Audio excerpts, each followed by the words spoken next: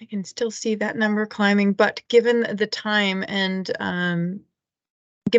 really, we are going to go ahead and get started. Folks can continue to enter the meeting. We are recording this session, so there will be a video if anyone misses anything. We will share this at the end, and I'll cover that here in a second. So welcome everyone to our Disaster Client Care Programs RC Care workshop. We are so happy to have you here. This is our first session related to RC Care. And we're looking forward to having this and perhaps some more to come. But really looking forward to this session that we have today. As a reminder, I'm going to turn on my camera. My name is Allison Weibel. I am here today. I'm the manager of the Disaster Client Care Readiness Team on the Disaster Client Care Programs group. And I am here to MC the beginning of this, and then we'll pass it on to the other lovely individuals that you see here in our introduction slide. We are here again to talk about some common things with RC Care, share some knowledge that we've got going on in this next hour, and we're thrilled to be having you. So we also have Jamie Snowden, our manager of the Client Care Digital Experience and Quality Control, Ariane Messina, Senior Associate in the Client Care Systems. We've got Dan Lavalette as well, our Senior Associate with the Disaster Client Care Readiness Group. So with that, let's go ahead and go on to our agenda for the day. We are in the middle of our introductions and housekeeping. As soon as I wrap up, we will go ahead and start talking about knowledge articles within RC Care, and then do some conversation around utilizing list views and tasks. I believe there's a few demos within that section. And then we'll talk about some common errors or frequently asked questions that we see related to RC Care.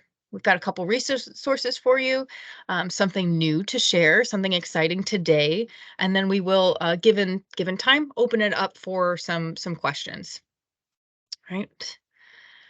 Last bit of housekeeping. You are here in our Microsoft Teams meeting. We're happy to have you again. We are scheduled for 60 minutes. Attendees can enable your auto captioning in the team setting. The presenters will be on camera while we are talking, while we're presenting, so that you can see our faces. All of you, though, your lines are muted. You are in listen-only mode. We ask that you type your questions in the Q&A. There should be a bubble at the top of your Teams meeting with a question mark in it. That is our Q&A. We ask that you put your questions in there, and we will answer those at the end as time allows. In the past, some participants have not had access to Q&A. For some reason, it doesn't show up. So we also utilize something called Mentimeter. That will be shared at the end. So if you have any questions in that time, please go ahead and write them down so you don't forget them, and then you can use Mentimeter to ask them at the end. When you are asking your questions, please use your name and region so we can feel like we're having a conversation with you. We know who we're talking to. I started to mention already, we are recording this session, and it will be posted in our Client Care Programs office hours YouTube playlist soon after the event. When we do have that all cut and edited and ready for you, we also will share out the link directly to all of you who have joined the session or who have registered. So with that, without further ado, I am happy to pass the mic and the camera on over to my colleague, Dan Lavalette. Awesome. Thanks so much, Allison. Give me 1 second, folks. Feel like the man behind the curtain in Oz. Pay no attention most times. All right. Good afternoon, everyone. Super excited to be here and to be talking about knowledge articles with you today. If you are an RC Care user and this is your first time hearing about knowledge articles, you have either a great location under a rock someplace, and I would like the address because it sounds nice and quiet there, or you are a new RC Care user, because we have had knowledge articles since we launched this system a few years ago. So without further ado, let me just dive into what knowledge articles are. So essentially, years ago, we had job tools. We actually had them when we first launched the RC Care system, but things that were written in Microsoft Word and then published as PDFs on the Exchange, which we now know as OneSource. We, somewhere after the launch, we decided that we wanted to really kind of lead the path in digitization of guidance. So we started really optimizing our knowledge tool. So the knowledge tool is something that comes native in Salesforce, but we really made it our own. We added flows and processes in there, but essentially knowledge articles you can think of as your first line of defense for the end user. So your folks in the field that are doing the day-to-day work and you have questions about a process or frequently asked questions, how can I do something? Knowledge articles are your resource.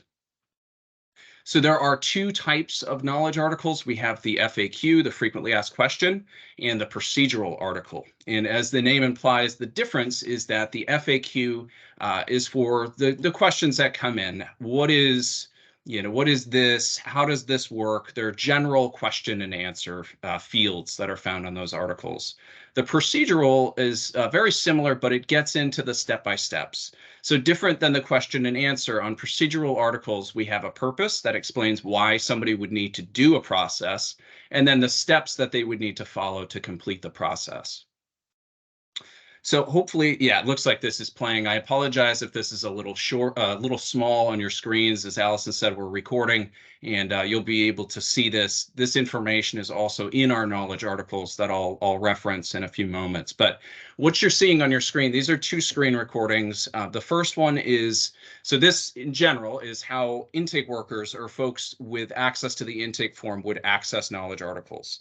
So on the left-hand side of your screen where it says click the menu, then click knowledge search, this is just a looping video to show you how you get to the knowledge search. So as you see, you click up in the three bars in the top corner, you click knowledge search, and it takes you to the screen. And from this screen, you can either search for articles using the global search. The global search is in the top of the bar. You'll see, again, this video is just looping. So you'll use that global search bar. You put in the name of the article or the topic that you're looking for, and you press search. You'll see it's just restarted. Article names will already start to auto-populate in there. So you might very well find the article that you're looking for. The system will start to narrow down your search, and you can click there.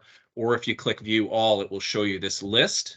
And from this list, you can actually filter on the left-hand side of the screen. So that, say we search for disbursements, I'm actually looking for CAC disbursements. So I filtered down to CAC, and that's going to show you the CAC list. And now what we're demonstrating is going back to the main knowledge search page, and then we're going to click on the list view, and you're going to be able to see all of the articles that you've recently viewed. That's the default list view that shows, or you can change this drop down and you can see all of the published articles. Just be advised, there are over 200 published articles. So when we first launched RC Care, it was kind of manageable to go in and you could browse all 50, 100 articles. As we continue to add content, it gets trickier and trickier, and you find efficiencies in using the search. So that's folks accessing knowledge content from intake. From the console, very similar. So we still use the global search. I find that as the best practice, the easiest way to locate content.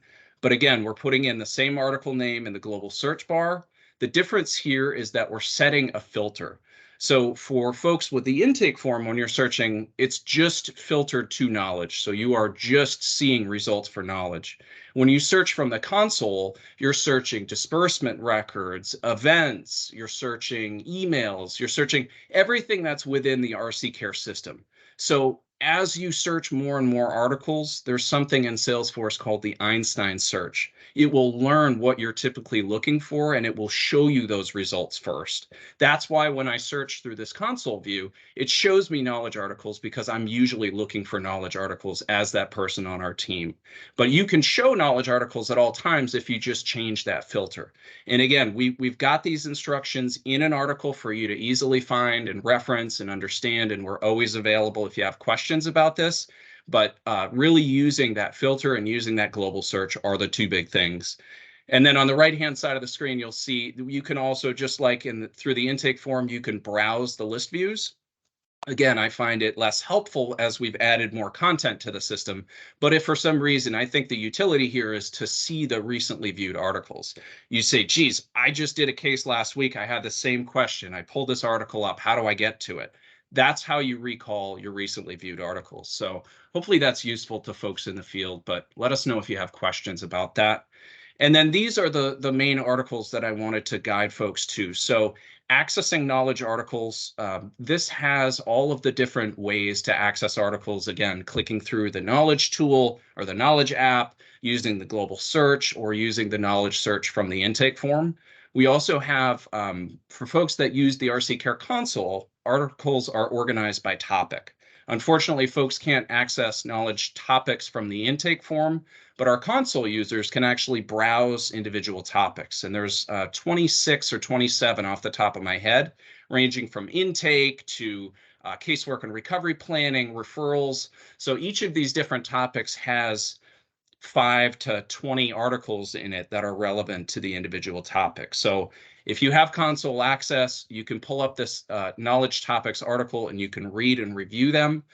If you have intake access, you can still pull up the article and you can read and review them, but unfortunately, you can't browse by topic. And then the last piece that I wanted to call out, because we do get this question quite a bit, there is a browser issue. It is not an RC Care issue. It is not a Salesforce issue. It is a browser issue where sometimes the images in knowledge articles will not display. So if you find yourself in an article and you have, say, a broken link image or a graphic, you don't see the screenshots that are supposed to be there loading, then you can go to this article and follow these steps to get those images to load. It's very simple. You just have to click on where that broken image is, load it in a new tab, and then refresh, and those things will show up. But just so you know, we are aware that that is a thing, but it is a browser issue. And then I think, Ariane, I think I'm passing it back to you because I'm at the end of my slides here. But I did just want to make a note here for everyone. Okay. The list view content, the pinning tabs, some of the stuff that Ariane's going to be going through is relevant to knowledge. So keep it in the back of your head as you're going through knowledge. Consider that you can pin tabs and add favorites and things like that. So be watching for those things. But thanks, everyone. Appreciate you joining and listening. Thanks, Dan. So the next couple of topics, we are going to be jumping around a bit. So just stay with me as we go over some of these key topics that we feel like we haven't done recent training on and would like to just bring it to your attention. I do have a couple caveats. These are how I use the list views and how I use tasks. So I know that there's many other ways that can be utilized, but I want to bring my knowledge to make sure that you guys know what I know about these. So if you will go to the next slide for me, Dan. So list views are kind of like built-in reports within RC Care for you to easily access different topics. I'm going to show you several of them and kind of point out some key ones so that you guys can use them. The intent behind them is so that you can kind of keep track of cases or what you're working on. If you do like supervisor escalations, if you want to look at that, there's already a built-in list view so that you don't have to manipulate or go to a report or make sure the filters stay updated on your report, is that you can use these list views. So if you go to the next slide, what I'm also going to show in the demo, the two ones I'm going to show list views wise are cases and services. We're going to talk about those today.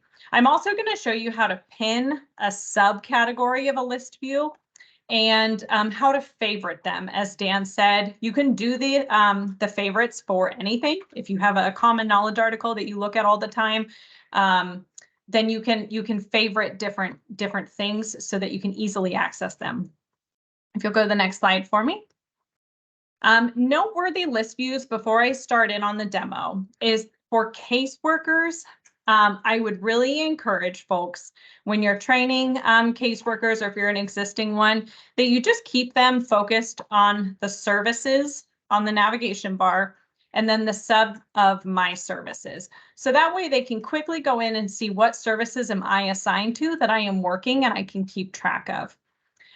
Also, another noteworthy one for everyone is under cases, you can go to recently viewed. So this is helpful for folks that if they click out of a case and they're like, oh my gosh, what was I just working on?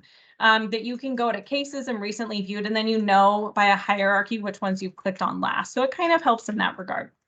For supervisors, there's a number of them, and I listed ones that I felt I should also caveat this, this is very much like steady state. There's a lot of DRO list views as well, but I'm going to keep it more to like regional support and managing of cases. But it just depends on your job duty. So if you're a supervisor that looks at escalated to the supervisor, there's one for you. GIACT errors.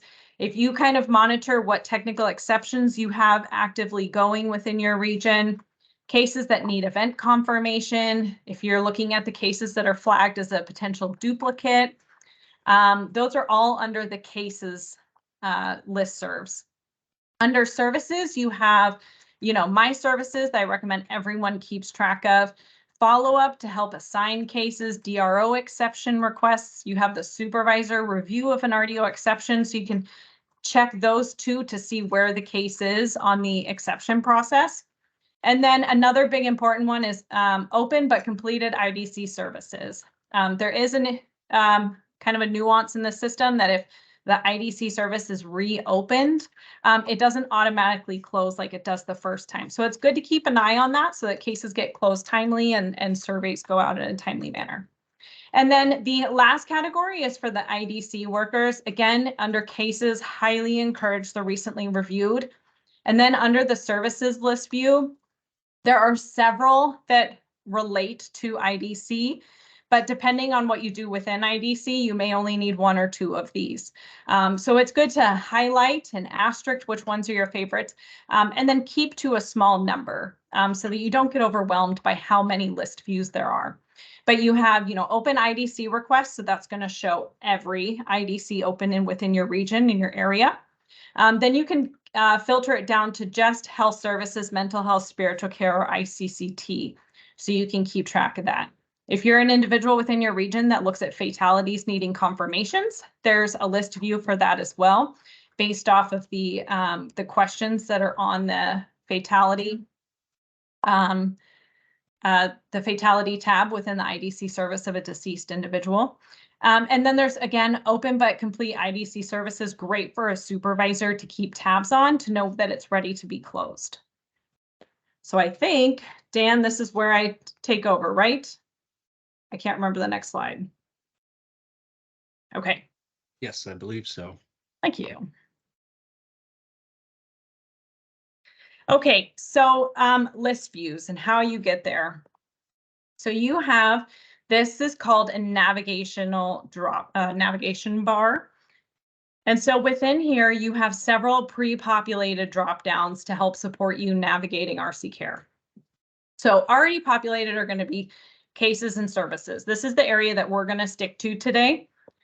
So I'm going to start with services. So this is the pin that you can have. So if you're following multiple of them, you're going to see the recent ones that you've clicked on be up top, and then you're going to have all the others that go down below. Again, there's a lot in here, but depending on your job duty, you may only need one or two. So for my services, this is a big one that I encourage, especially if you're doing regular follow-up and you're assigned to services. So you can pin this, and that means anytime you go away from services and you come back into it, the one that's pinned is the one that's going to show up primarily until you choose another one. The other option to save this that is also very popular is clicking this favorite. And then when you click the drop down, all you have to do is do the drop down and click this favorite, and it will take you right here. So again, if you have very popular, you are constantly going into certain knowledge articles, you should favorite them and you can easily access them without even searching. But what this is going to tell you, it's going to give you an overview of where you are for services. Same thing if you navigate to cases. This recently viewed is what exactly you've clicked on. I should also add a disclaimer here. I am in a training environment. You're going to see some weird names. Some of us are not creative and some of us are, but they are all fake cases. You're not seeing any PPI information. And then you have your drop down here as well. Clicking on any of the blue is going to take you to where that is. So if you click on the IDC, I'm right now also impersonating an IDC worker throughout this entire demonstration, it's going to take you right to it. So that took me right to the IDC service. This is going to take me right to the case, and then I would click into the IDC service. And if you see someone's name highlighted in blue, it will take you to their client record. So I will stop and we will move on to tasks.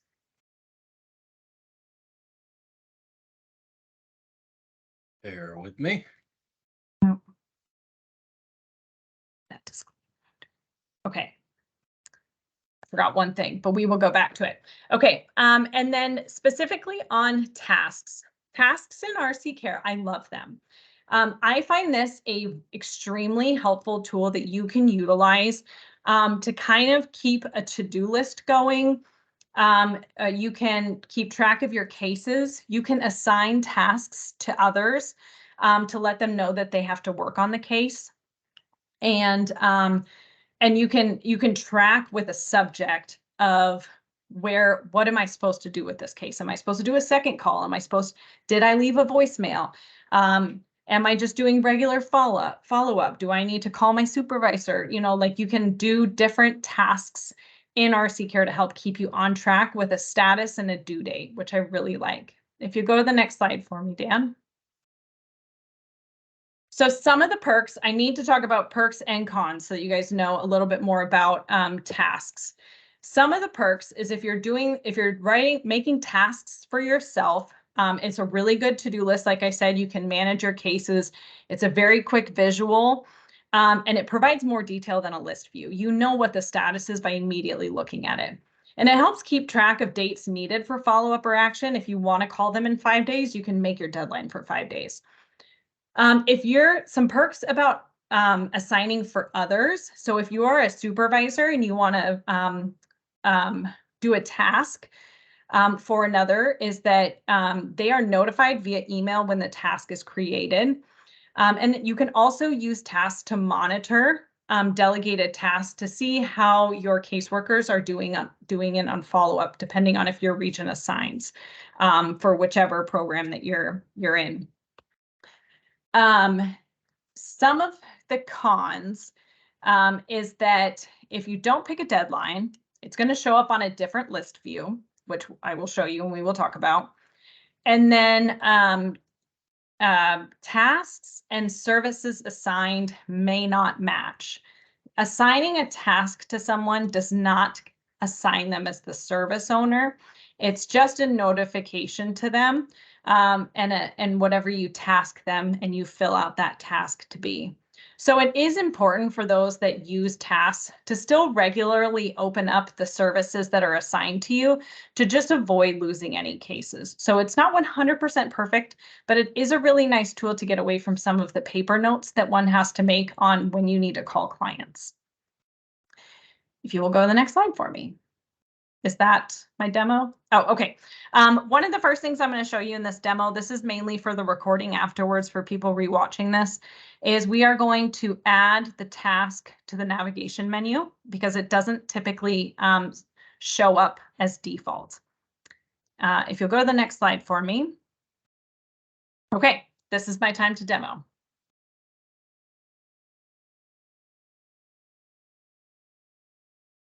Okay, so we are going to add the tasks to the navigation bar. So we're going to select the drop down, select edit.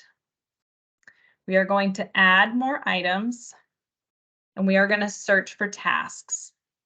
We're going to select the plus sign and we're going to add it to the navigation. It's automatically going to show up at the very bottom, but because I know that I really like tasks, I'm actually going to click and drag it to be my number 2. And I'm going to save. So the next time I come into the navigation bar, my tasks are right here. Now, looking at tasks, as I said, there are 2 ways that you can create tasks. The primary way is typically on a case itself. So I am going to actually open up a case. Am I recently viewed? I am going to click on Jack Roots.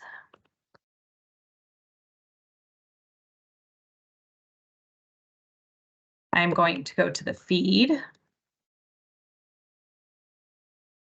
And it automatically defaults to new task. So I'm going to create new. So I'm just going to click on that bar. And what's nice about this is you can write anything you want, or you can pick from the drop down. The only caveat I'm going to say with the subject line is that this is saved on the case. So just be mindful that you are appropriate in what you pick. So I'm going to do, so say, for example, I'm a supervisor and I want, it could be for IDC and it can be for recovery. It's not just recovery. So if IDC assigns out cases, then they can do a task so that their IDC worker is notified via email, hey, I have a new case. And then they can work with that task and complete it in their time. So what I'm going to do is I'm just going to do first call. I'm going to write it out. I want this to be assigned. Right now, I'm going to do it for me. You default always unless you close it out, and then you can pick someone else. So I'm going to add myself, and I'm going to say my due date is today's the 13th. I'm going to say on Friday, I need to do my first call. 48 hours, this case was just created. You can also choose to do your comments, but I'm going to select save right now. Now I'm going to go back to tasks. And on here, we are going to see Jack Roots has been added for to do on the 15th. This also shows me, again, this is a way for me to help manage when I need to do my calls. A very quick glance, like I'm on a second call for this one. This is a reminder that I need to close this case today. I have one that's not tied to any cases, so just check the SV report, the supervisor report. So it's just a key reminder to me, and I'll show you how to do that without it being attached to a case. Then I have a first call, a second follow-up attempt, a first call, and a third attempt follow-up. Over here, you also have the status, so you can change it from not started to in progress. You can do waiting on someone else, deferred, or completed. A nice thing about this too is that you can very quickly complete a task by just checking this box that has the little notepad in it, and it will eventually fall off the report. Due dates are very easily to be managed. Some folks you will hear, they will complete and do brand new tasks each time. I personally like to modify my task and just keep it alive until I'm done working with the case, if it's related to follow-up. So for example, if I call Wildcrats, I made my call today. So my next time I'm going to call them is on Monday. And instead of second call, I'm going to just change this to follow-up. Again, you have a drop down that you can choose from, but I like to write different notes in there. And I'm still in progress, so I'm going to save this. This will update it. You can filter by this as well, so it will drop down to the bottom. And I know that I have another action. This is my reminder to close the case. So once I close the case, I'm just going to select this, and it will mark completed, and it will come off. And so that, for example, a reminder to close case, sometimes folks make their final call and they may choose to wait 2 days or 1 day to close the case so that the closing message comes out with a little more time from the last phone call. So that's just an opportunity depending on how you work your cases. It's a reminder that you don't have to have on paper to go back and close the case. Now, unscheduled tasks, let me modify one. So open tasks, again, I pinned this. So anytime I come to tasks, this is going to be my very first one that shows up. But if there is one on here without, I don't know if I can, oh, I did. Okay. Without a due date, if I come down here to the drop down and go to unscheduled tasks, it's going to show up here, but it's not going to show up in open tasks anymore. So it's just a caveat. You have to be very careful on keeping a due date if you want to rely mainly on this open tasks. But it's good to check between both the open tasks and the unscheduled tasks. The other one, if you're a supervisor, again, a supervisor of IDC, if you are sending out tasks, you can look at your delegated tasks and see where they are. So you can see who is the owner that you assigned it to. You can see what their subject status is. So you can see what their the status, if they have started it yet, if it's in progress, or if it's completed. And then you can see the due date. You can also edit this on their behalf or complete it for them if they don't typically use tasks. Not everyone uses tasks. Not everyone's going to love them. But it is an opportunity, especially like for an email, to notify them, hey, here's a case, here's the case number on this task. But you can kind of keep track. So here's one on the 11th. I can talk to this caseworker and say, hey, it looks like you had a first follow-up. You know, it was on the 11th. It's just a reminder to make sure you do your phone call. So it's just an additional tool to help support you by using tasks. The way to create a new task, if you want to just set a reminder for yourself, as I said, this can be a to-do list. You have your follow-up, you have your cases you're working. But if you want to have, you know, a standing checker report, again, you have your drop downs, but you can manipulate the subject for check daily report so that you don't forget. Again, it's auto going to populate to you to be assigned. So your name is going to appear on here. You're not going to pick a client or a case disbursement. You will pick a due date. So I will say it's for the 18th. And that is to check daily reports. I'm going to hit save. I come back into my reports, and when in doubt, refresh. And I'm going to see here on the 18th, I now have a check daily report, and I can modify it from here. You can also modify it from within the task. So here's check daily reports. I can edit and add it from here. And again, it does show up as a task created on the feed note for the first call. So it will show up, excuse me.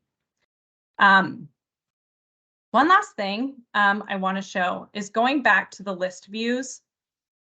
I'm going to go to services, and I am going to go to, let's do health services.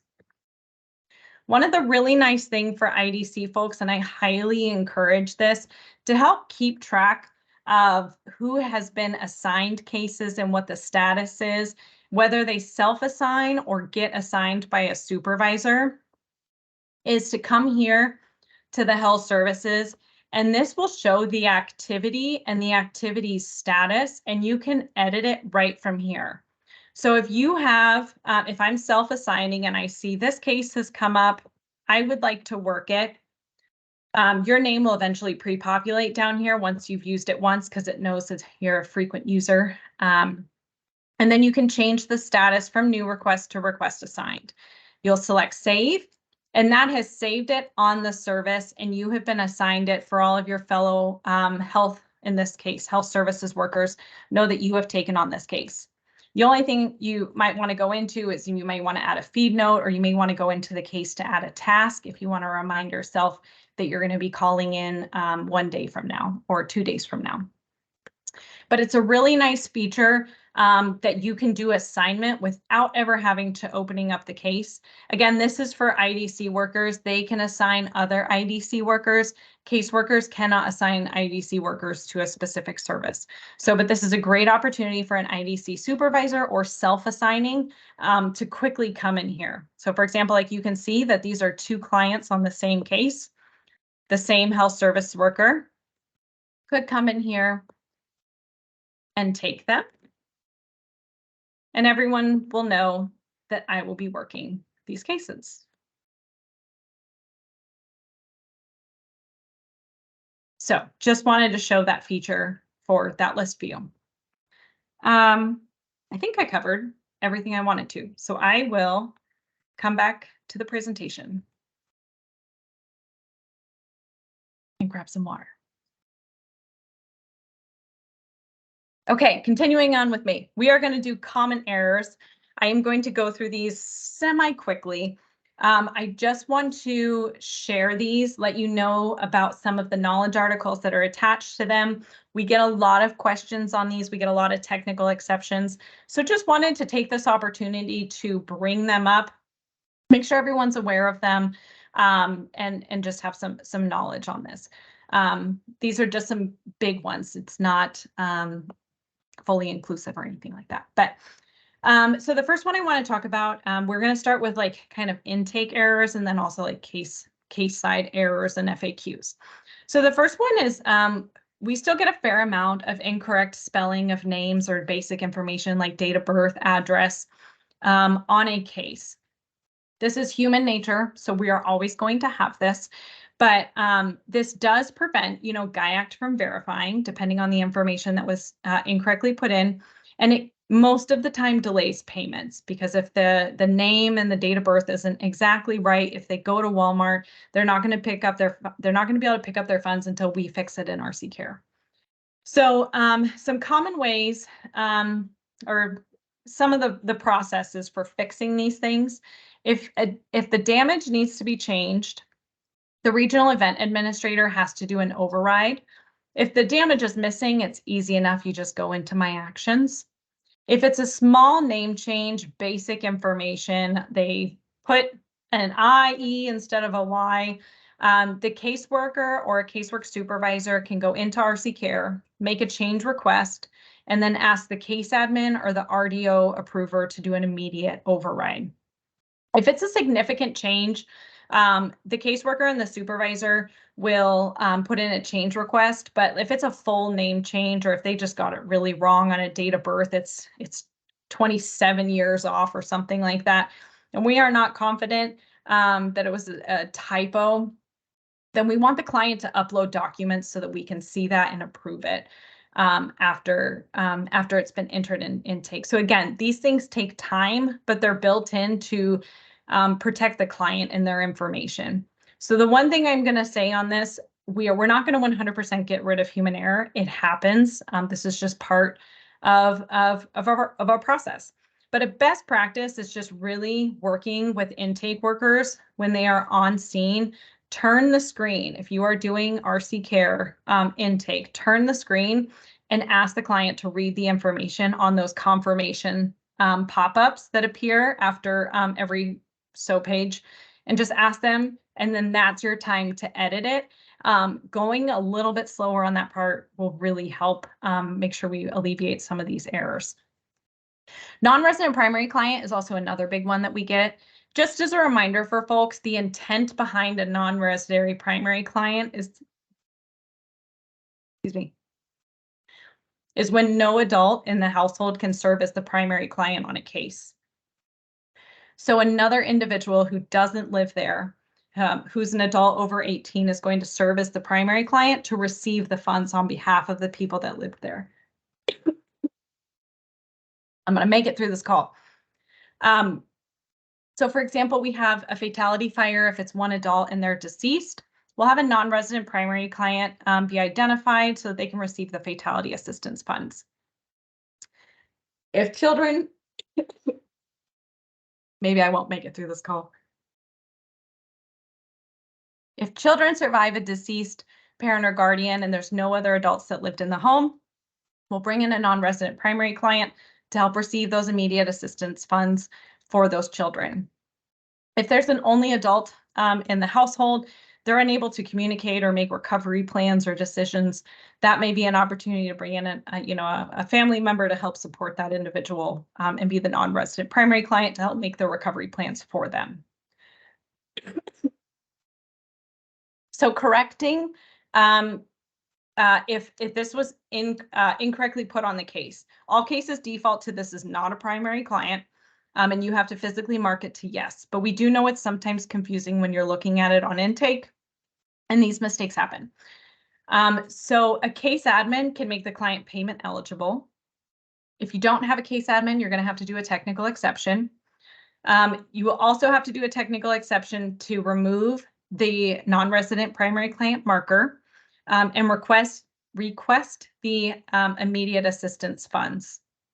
If there's only one person on the case, after the client's been made payment eligible, a supervisor can go in and resolve payments. We will move on to the next, Dan.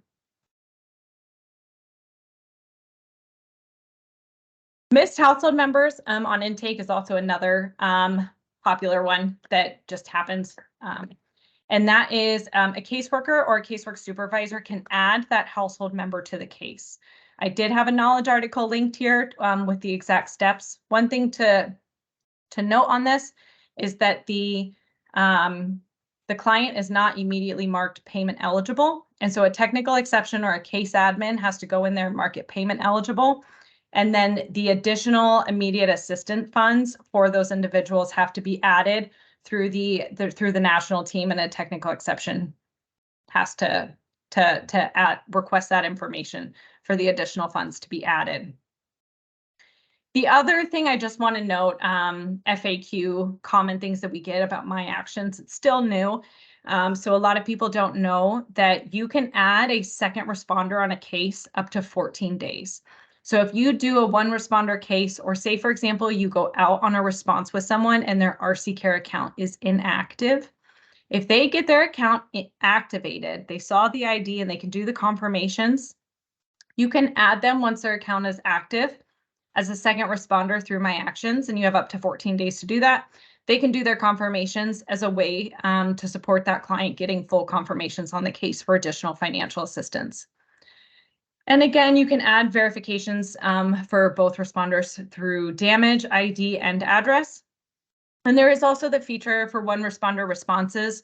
You can always go back into My Actions if you haven't left the client to click Upload Document on behalf of client and upload their ID and address for them for a document reviewer to review it and give full confirmation approvals if it passes. We will go on to the next. Casework side, one of the common questions that we get is related to the replacing expired CACs. The knowledge article here goes through the step-by-step process, but you're going to email client card at redcross.org with the proxy number asking for a transaction history.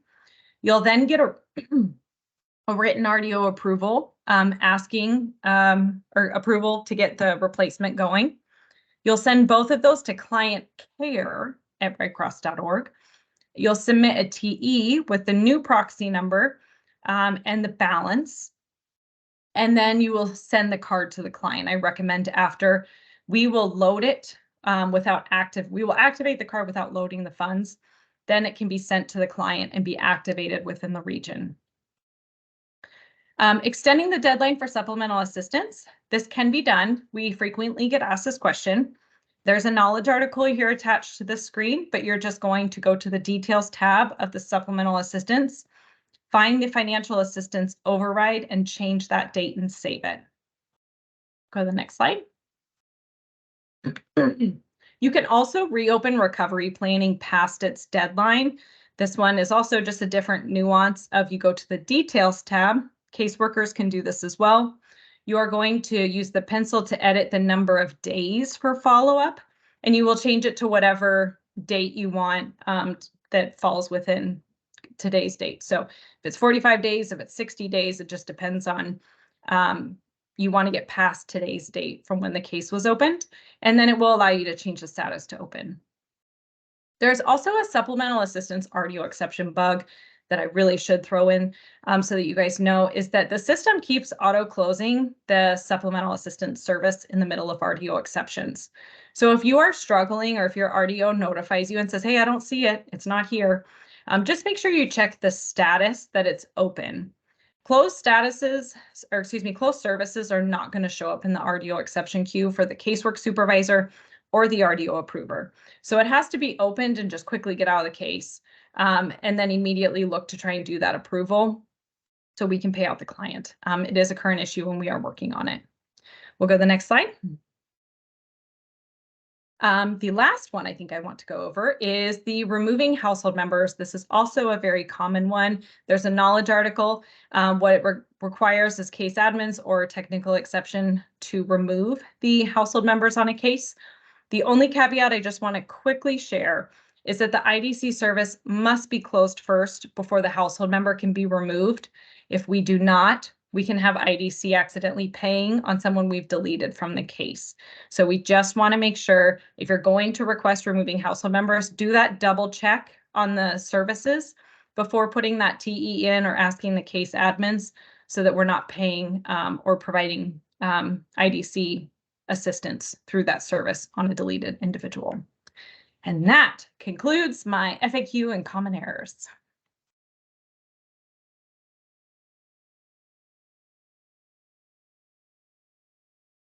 I am happy to go over this. This is one of our favorites and something that we like to share on all of our presentations, our resources. Dan, if you wouldn't mind.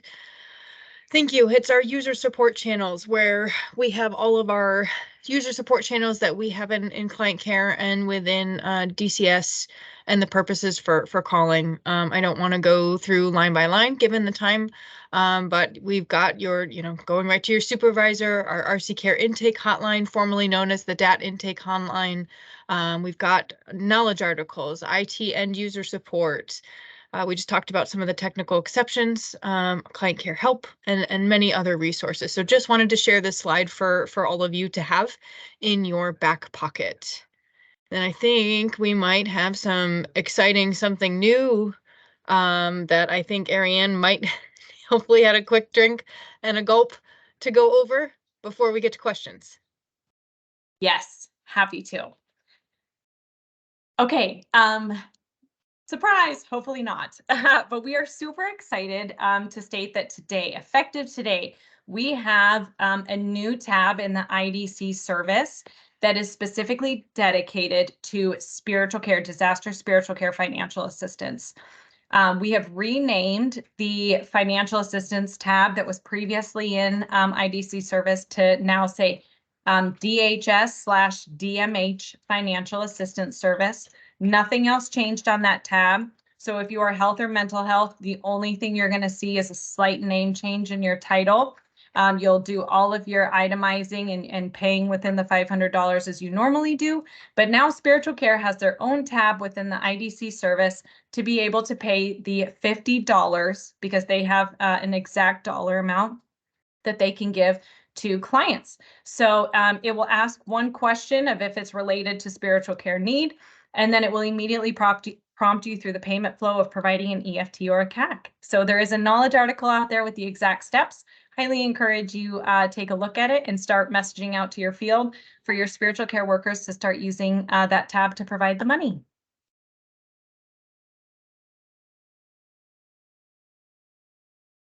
Thank you for that exciting new news, Ariane. And we have finally made it to our question and answer period. So I do see that many of you have been taking advantage of our Q&A tab on Teams.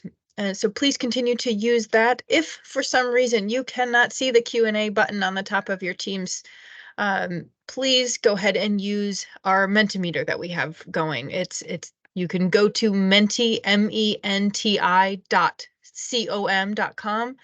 and enter our code, the code that you see on the screen. I'll spell it out in a second. Or if you're handy enough and have your phone, you can go ahead and scan that QR code. The code for Menti is 78257112.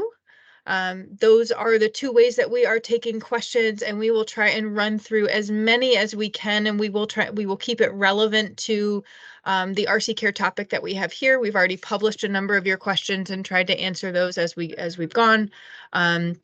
And we'll do that for the next 9, maybe 10. We'll go a minute over minutes to get that. So let's go ahead and get started. I think I've got a couple of easy ones to get going, and I think they should be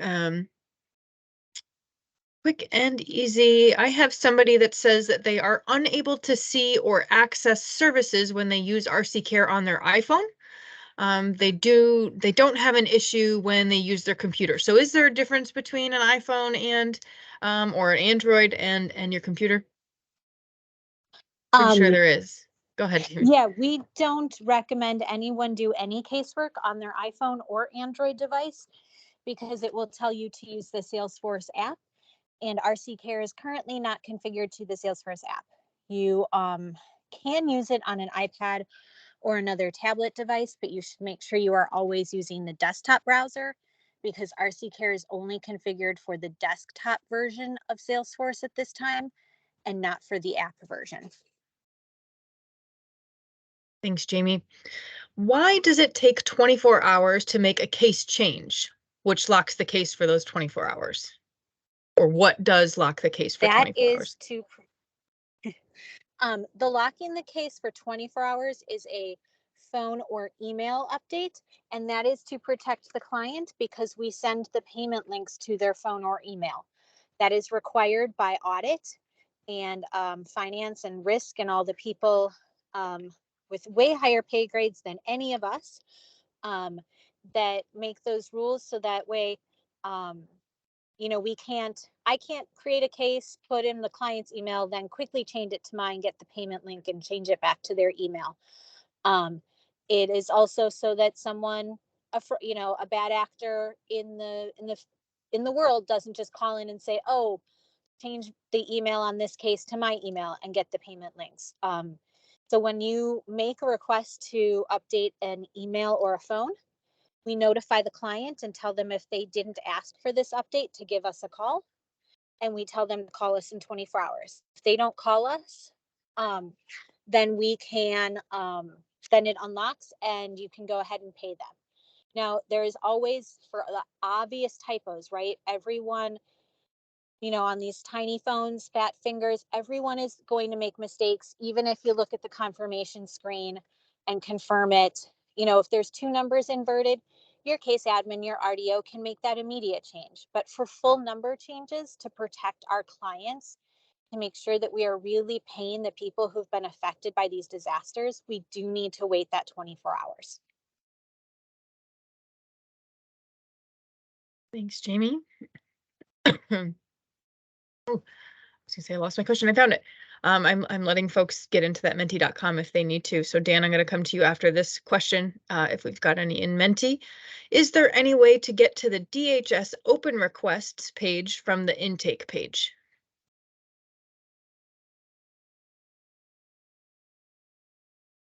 I don't believe so. You can get to the case from the intake. Jamie, I think you cut out for a little bit. I think you are in transit, and I agree with you. I don't think there is a way to get to the Entirely certain DHS open from- requests from the intake page. You can get to the case. Yeah. Yeah. Yeah.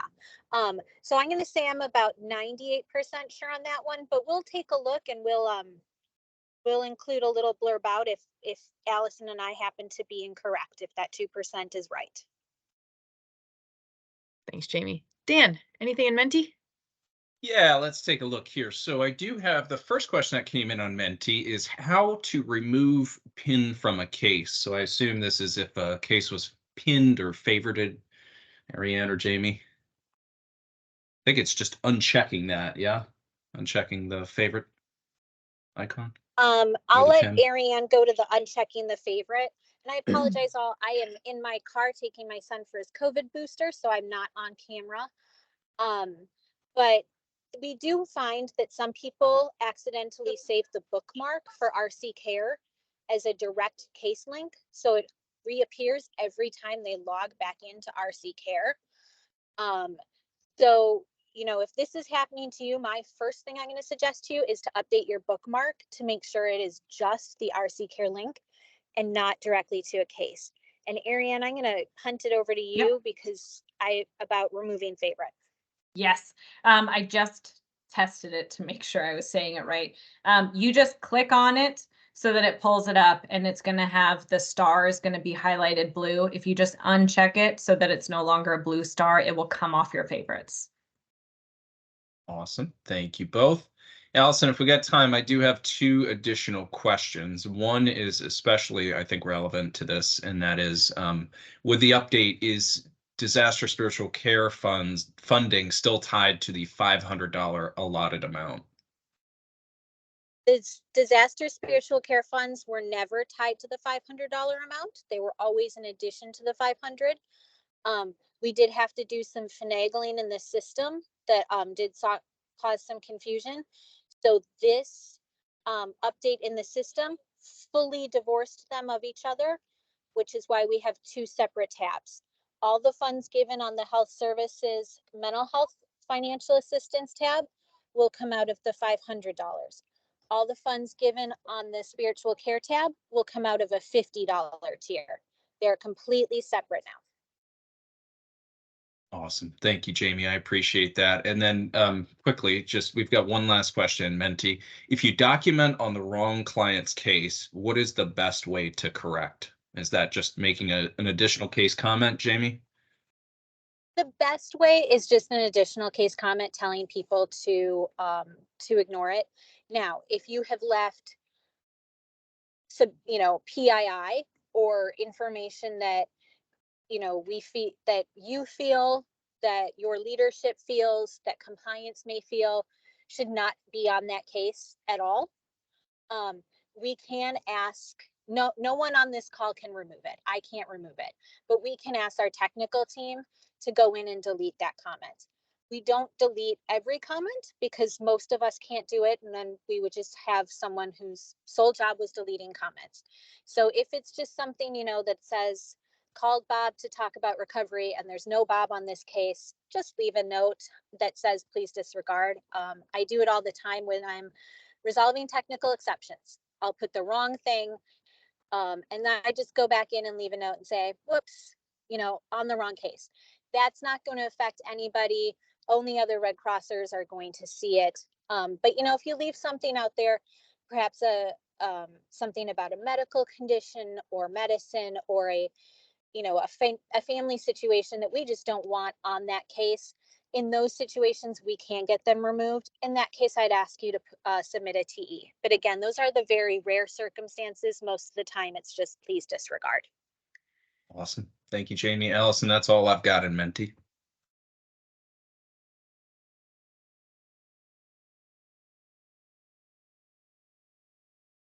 Oop, you're muted. Thank you. Took me a second to realize what you were saying. We are at just about at the balance of our time, so probably time for one more question. If we did not get to your questions, we will do our best to do so, or please feel free to email us at clientcare@redcross.org, and we will go ahead and try and get those answered. And perhaps we'll save some of these topics for our other RC Care workshop sessions that we will have in the works. I also know there were a number of folks who had some trouble registering. So we will also work on that in the meantime and see about all of that issue. Let me see here. Things are bouncing because we've got some more questions coming in. What is the I think actually we have gotten all of these through. For a new associate, when will he or she start getting assignments or start getting some of the questions or tasks or anything like that? It should happen immediately if they're if they have an account within RC Care. Is that correct? Well, I think that kind of depends on your region and how your region is structured. If you're a brand new, service associate, you have your RC Care case, you can start being assigned cases, tasks that very day. But your region might sit you down with a mentor or someone else to, work through your first couple of cases. And that really just depends on the region. So you might want to reach out to your direct supervisor or, your regional recovery lead on your region specific processes. But once you're, in RC Care, the only sort of trainee role we have is the intake trainee. Everything else, once you have that role, you have the full capacity of that role. So once you're a caseworker, you technically can do all the caseworker functionalities in RC Care. Thank you, Jamie. And with that, folks, we are over time. We really appreciate everyone taking time out of their day to join this session and be here today for our first RC Care workshop. We hope that you have found this worthwhile. We have recorded this. We will stop it and post it to our YouTube channel and share out that link to the recording and with the PowerPoint presentation, so you all have that at your fingertips. And we hope you enjoy the rest of your day and have a lovely holiday. Thank you again so much, and we'll talk to you soon.